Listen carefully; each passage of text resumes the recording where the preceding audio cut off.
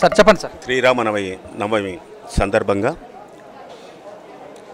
భారతదేశ వ్యాప్తంగా మరియు ప్రపంచ దేశాల్లో కూడా సీతారాముల కళ్యాణం చాలా బ్రహ్మాండంగా జరుగుతున్నాయి. ప్రపంచవ్యాప్తంగా కరోనా వ్యాపించింది. భారతదేశంలో కూడా అన్ని ప్రాంతాల్లో ఈ కరోనా అందరికి కూడా సోకుతుంది.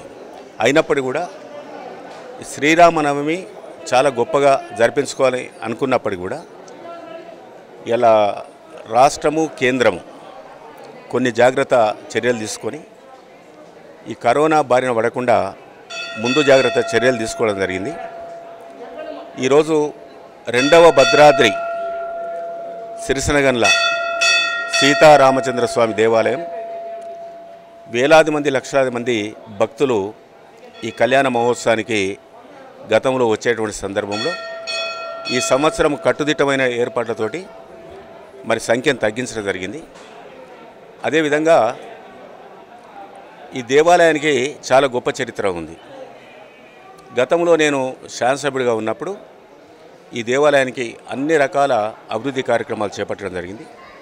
ఇక్కడ రాజగోపురం కానీ, కళ్యాణ మండపం కానీ, కాలక్షేప మండపం కానీ, లేకుంటే ఆ మెయిన్ రోడ్ నుంచి పైకి బీటీ రోడ్ కానీ, సిమెంట్ రోడ్లు కానీ, వాటర్ సప్లై కొరకు 10-15 ట్యాంకుల నిర్మాణం కానీ, దాంతోపాటు ఇక్కడ గెస్ట్ హౌజులు కానీ, బ్రాహ్మణోత్తములకు వారు నివాసం ఉండే విధంగా వారికి ఒక 10 మందికి ఇండ్ల నిర్మాణ కార్యక్రమం కానీ, విద్యుత్ సరఫరా కానీ పెద్ద ఎత్తున చేపట్టడం జరిగింది.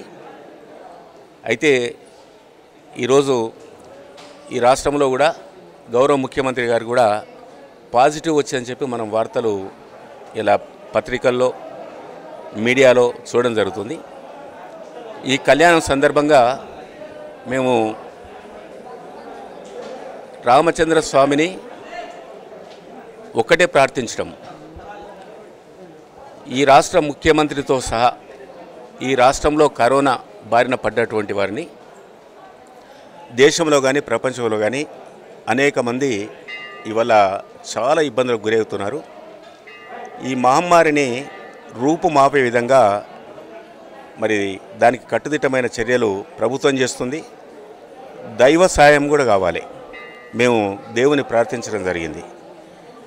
ఆ విధంగా ఈ మహమ్మారి మొత్తం ప్రపంచవ్యాప్తంగా రూపుమాపాలని చెప్పి ప్రార్థించడం జరిగింది. మనం కూడా తగినటువంటి జాగ్రత్తలు తీసుకోవాలి. ఇవాళ కర్ఫ్యూ విధించడం జరిగింది రాత్రి 9 గంటల నుంచి 5 గంటల వరకు కూడా. మరి శానిటైజర్ కానీ, మాస్క్ కానీ, సామాజిక దూరాన్ని కూడా పాటించాలి. మంచి ఆహారం తీసుకోవాలి. ఎవరు కూడా ప్రాణాలకు ముప్పు లేకుండా అందరూ సుఖంగా జీవించాలి. మన రాష్ట్రం సుభిక్షంగా ఉండాలని చెప్పి ఇలా సీతారాముల వారిని మేము ప్రార్థించడం జరిగింది. మనమందరం కూడా వచ్చే ఈ ప్లవనామ సంవత్సరంలో అందరూ సుఖంగా, సంతోషంగా, సౌభాగ్యంగా ఉండాలని చెప్పి దేవుడు మనం ఆశీర్వదించాలని చెప్పి వేడుకోవడం జరిగింది.